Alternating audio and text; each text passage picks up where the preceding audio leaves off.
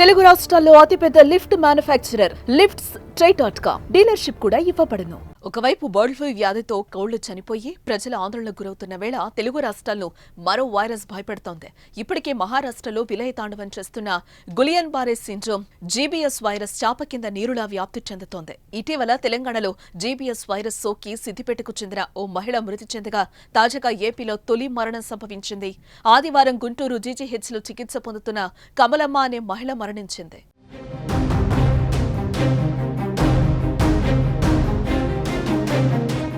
ప్రకాశం జిల్లా కొమరోలు మండలం అలసందలపల్లికి చెందిన కమలమ్మ అనారోగ్యానికి గురైంది. జీబీఎస్ వైరస్ లక్షణాలుండటంతో టెస్టులు చేయగా పాజిటివ్గా నిర్ధారణ అయింది. ఆమె ఆరోగ్య పరిస్థితి ఆందోళనకరంగా మారింది. దాంతో ఆమెను కుటుంబ సభ్యులు గుంటూరులోని జీజీహెచ్కు తరలించారు. ఆమెను రక్షించేందుకు వైద్యులు చేసిన ప్రయత్నాలు ఫలించకపోవడంతో ఆమె ఆదివారం ప్రాణాలు విడిచింది. ఈ విషయాన్ని గుంటూరు జీజీహెచ్ సూపరింటెండెంట్ కూడా నిర్ధారించారు. ఏపీలో తొలి మరణం సంభవించడంతో ప్రభుత్వం అప్రమత్తమైంది. మృతి చెందిన కమలమ్మ గ్రామంలో ప్రజలకు వైద్యులు అన్ని పరీక్షలు నిర్వహించారు. కానీ ఎవరికీ వ్యాధి లక్షణాలు కనిపించలేదు.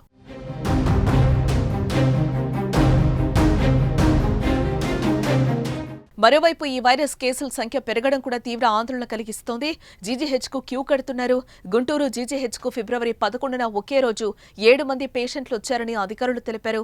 ప్రకాశం, పల్నాడు, ఏలూరు జిల్లాల నుంచి 4 బాధితులు, గుంటూరు పరిసర ప్రాంతాల నుంచి మరో 3 జీబీఎస్ పేషెంట్లు గుంటూరు జీజీహెచ్లో చేరారు. వీరిలో ఇంకా 2 వెంటిలేటర్ మీద చికిత్స పొందుతున్నట్లుగా తెలుస్తోంది. కాకినాడలోనూ జీబీఎస్ బారిన పడి 2 చికిత్స పొందుతున్నారు. జీజీహెచ్లో చేరిన 8 ఏళ్ల పాప ఈ సిండ్రోమ్ నుంచి కోలుకుని డిశ్చార్జ్ అయి వెళ్లిపోయినట్టు జీజీహెచ్ సూపరింటెండెంట్ రమణ యశస్వి తెలిపారు.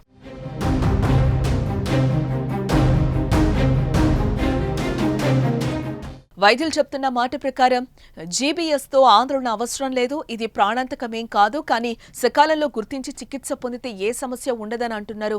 కలుషిత నీటి ద్వారా కలుషిత ఆహారం తీసుకున్న జీబీఎస్ బారిన పడే అవకాశం ఉంటుంది.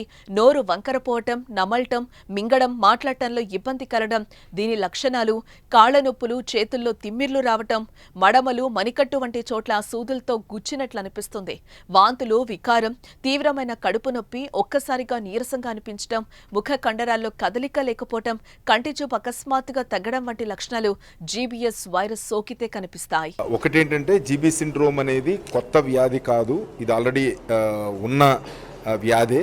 ఏదైనా ఇన్ఫెక్షన్స్ వచ్చినప్పుడు ఆ ఇన్ఫెక్షన్కి వచ్చిన యాంటీబాడీస్, ఆ ఇన్ఫెక్షన్ సప్రెస్ చేయడానికి ఏదైతే మన బాడీలో యాంటీబాడీస్ తయారవుతాయో అవి కొన్ని సందర్భాల్లో మన ఓన్ నర్వస్ సిస్టమ్ మీద యాక్ట్ చేయడం వలన మనం కింద ఆల్మోస్ట్ కింద నుంచి పై దాకా గ్రాడ్యువల్గా చచ్చుపడిపోవడం అనేది చూస్తాము.